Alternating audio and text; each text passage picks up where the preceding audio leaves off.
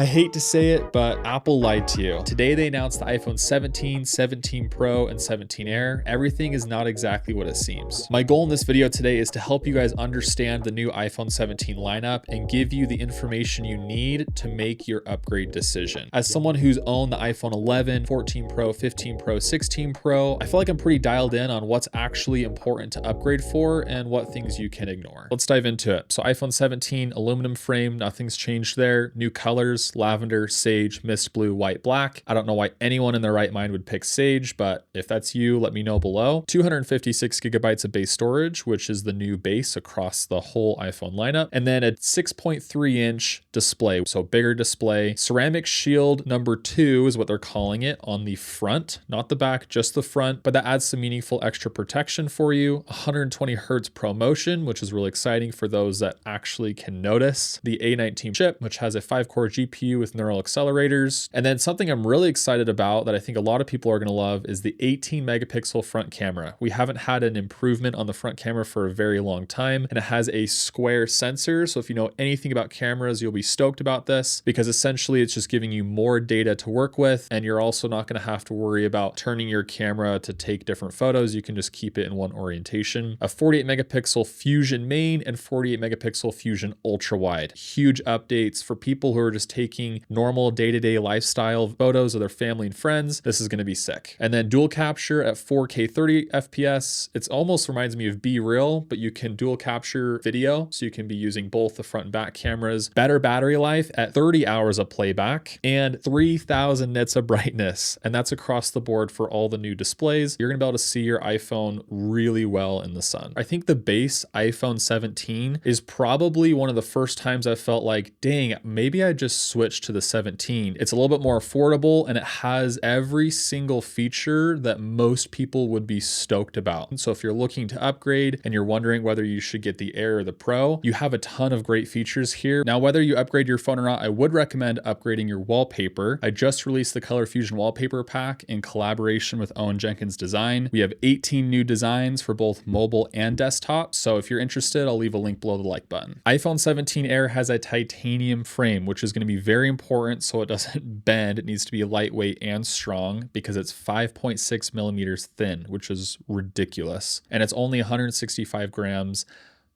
heavy, light. It's 165 grams, and that's going to be really exciting for people who want a really lightweight, thin, beautiful phone. It looks sick. The sky blue, whoo, light gold, cloud white, and my personal favorite, space black. It looks sick. If I wasn't a pro user, I would probably be getting the space black iPhone 17 Air purely on aesthetics. A 6.5-inch display, so it kind of splits the difference between a Pro or a standard phone and the Pro Max. So you got a beautiful, big, lightweight display. I think this is going to be one of the most exciting iPhones released for a very long time. Ceramic Shield 2 on the front and the back. So you've got upgraded protection. Again, very helpful. The A19 Pro chip, so 5-core GPU with neural accelerators. And then they also mentioned the N1 chip and the C1X chip. Better chips overall, improvement across the board. It does only have a single 48 megapixel camera just because of space restrictions. I think most people actually just use the standard camera anyways. If you don't need those additional cameras or that extra zoom, you will have multiple crops to work with, and so you'll still be able to get good images out of it. Better battery life at 27 hours of playback. So they talked up how cool it was, how much battery life they have, and actually is pretty impressive with how thin it is, but it is going to be the lowest battery life out of all the new iPhones. But if you're upgrading from an older iPhone, this will be more playback than you would have experienced in the past. I'm excited about it. We haven't seen anything truly innovative from Apple over the last couple years. I mean, we had the Mini, it's just a smaller iPhone, and then the Plus, which is a bigger iPhone, but having something that thin with still decent battery life and great performance, I think a lot of people are going to be really excited about this one. So for iPhone 17 Pro, we now have an aluminum unibody. They told us aluminum was bad and titanium's the future. It's this premium material. Now we're going back to aluminum. The selling point was that it's better for thermals, which does make sense. We have a silver, a cosmic orange, and a deep blue. I'm a vanilla ice cream kind of guy. I don't like mixing it up too crazy. I like the monochrome black and white. So I'll probably be getting the silver, but having some vibrant orange and blue is definitely cool. 6.3-inch display for the Pro, Pro or 6.9 for the Pro Max. And I know a lot of you Pro Max users love that display. They didn't really talk about the Pro Max at all. It's just display and battery changes, and we'll talk more about that in a second. Ceramic Shield 2 on the front and the back. I know they also talked about there being some additional anti-reflective coating on the display, which is helpful. It has an A19 Pro chip with 6 instead of 5 core GPU with neural accelerators as well. For the camera array, every single camera is now 48 megapixels, so the main, ultra wide, and the telephoto. What's really cool about the telephoto is it's a 200 millimeter lens equivalent, or 8 times optical zoom. If you're a photographer, you know that it's so nice to be able to have that compressed look. We still have 4K 120 frames per second, but we now have the addition of ProRes RAW. I don't use ProRes a ton because of the file size, but if you have an external SSD, this is awesome to get as much information as possible. And something I noticed too in the fine print, it's log 2. I'm curious to see what that looks like when I get my hands on the phone. Better battery life, they quoted it as up to 39 hours of playback. That's only on the Pro Max. So if you were hoping for that on the Pro, that's not the case. On the iPhone 17 Pro, you do have 33 hours. And the most exciting feature for me personally is the vapor chamber. If I ever use my phone to game, or especially when I'm trying to film extremely high quality footage, my phone can overheat over a long period of time. Our thermals will be huge for performance. And I'm really excited to test that in my full review coming soon. So should you upgrade? I have no idea. I haven't tested these phones yet. I don't know what the actual performance is. From the specs that I'm seeing, the iPhone 17 is really exciting. There's a lot of features packed into there. So if you're an iPhone 15, 14, 13 user, I think you'd really appreciate the upgrade. For the iPhone 17 Air, you can't really compare it to anything, but if you want a lightweight with decent battery life and a beautiful big display, I think you're going to have a lot of fun with it. And I think the colors on the Air are probably the best out of any iPhone this year. And then for the iPhone 17 Pro and Pro Max, I think the battery improvements are huge. I think having ProRes RAW with log 2 will be really huge. I don't necessarily know if that's necessary for content creation. I think just a standard iPhone or even the Air is decent for that. If you game with your phone or you film with it, I think that's an exciting improvement on the thermal side. Or if you're someone who just likes to upgrade every year to flex that you have the new iPhone, this is a great year to do that. Get the cosmic orange iPhone 17 Pro Max with the big new camera bar. You're going to have everyone asking you, is that the new iPhone? And like I said at the beginning of this video, I will be doing a full iPhone 17 Pro unboxing and review, so get subscribed so you don't miss that. Thank you guys for watching, and I'll see you in the next one.